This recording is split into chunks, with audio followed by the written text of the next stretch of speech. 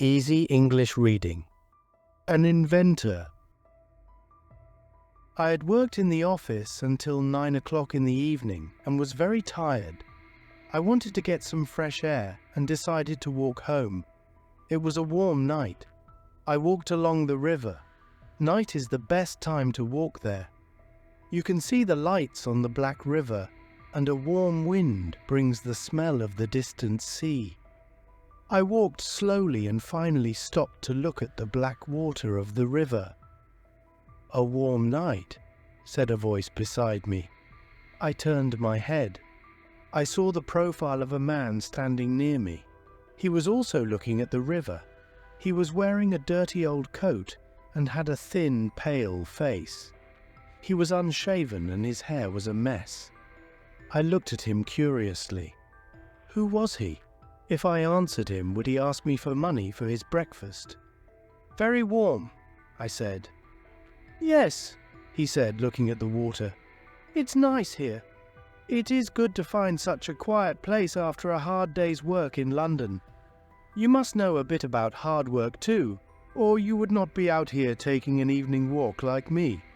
But I don't think you've ever been as tired as I am now. In fact, sometimes I think the game is not worth the candle, but I can't leave it." He stopped.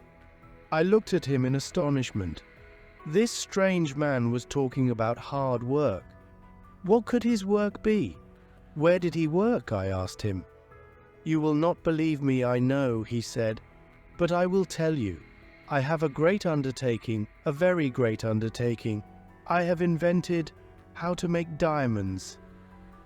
He took a small bag from his pocket. Then he opened it, took out a sort of brown pebble and gave it to me. I have a little knowledge of physics and mineralogy, so I looked at the pebble with some interest. Indeed, it was like a dark, uncut diamond, but very large. I took a pocket knife from my pocket and tried to make a line on it, but I could not.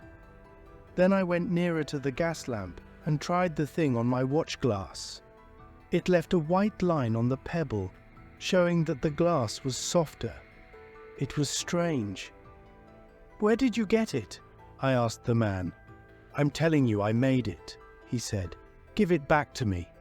He quickly put it back in his bag. "I'll sell it to you for £100, he said. Things got stranger and stranger. Could it really be a diamond? Of course it looked like one, but... And if it was a diamond, where had he got it, and why was he selling it for only £100? A diamond of that size was worth many thousands of pounds.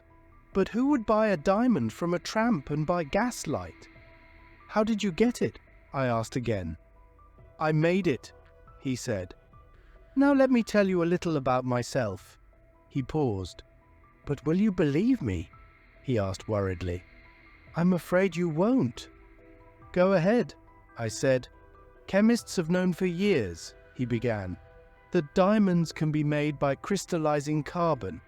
But the problem has always been finding the right flux in which to melt the carbon, and also the right pressure to get the best results.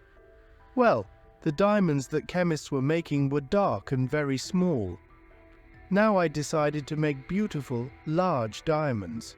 I devoted my life to this problem. I started working on it when I was 17, and now I am 32. Of course, I knew from the beginning that it would be hard work, but I thought the game was worth the candle. I had," he continued, "about £1,000 when I was 21, and I thought that this money and a little teaching would be enough for my living and my research. I spent 2 years studying and then continued my experiments. I wanted secrecy, so I worked alone. I conducted my experiments in a small room in Kentish Town, where I slept on the floor next to my apparatus. Every day I had less money. I tried to give lessons, but I am not a very good teacher and I have no university degree. And then, you know, there are so many teachers out of work. I was just wasting time looking for a job as a teacher. 3 years ago I solved the problem of the flux. After that I concentrated all my energy on the pressure problem. I worked as hard as I could for another 3 years, and then I solved that problem too. But I had no money to live on. I hardly know what I did in those 3 years to get money. I sold newspapers, held horses, opened cab doors. For many weeks I addressed envelopes. For the last month I have had absolutely nothing to do, and I have been begging. What a time it was. Well, 3 weeks ago my last experiment came to an end, and I found 3 large diamonds and 5 small ones in my apparatus. At that moment my door opened and my neighbor came in. He was drunk as usual. "Anarchist," he said. "You're drunk," I said. "Go away." But he did not leave the room, and told me that he had gone to the police that morning and told them about my work. I did not want to tell the police my secret, so I took the diamonds and left. The evening papers called my room a bomb factory, and I have no room, no food, no money. The diamonds are here, but I cannot sell them. If I go to the jewelers, they ask me to wait and send a clerk to call a policeman. I tried to sell one to a man who buys stolen goods, but he just took the diamond and did not give it back to me. You are the first person I have told my story to, but I like your face, and I'm so tired of this life, you know. He looked into my eyes.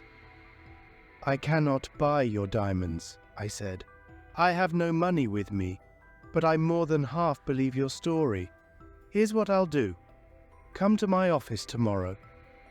"And you will tell it to the police," he said. "No, I won't come." "Here's my card. Come whenever you like," I said, giving him my card and half a crown.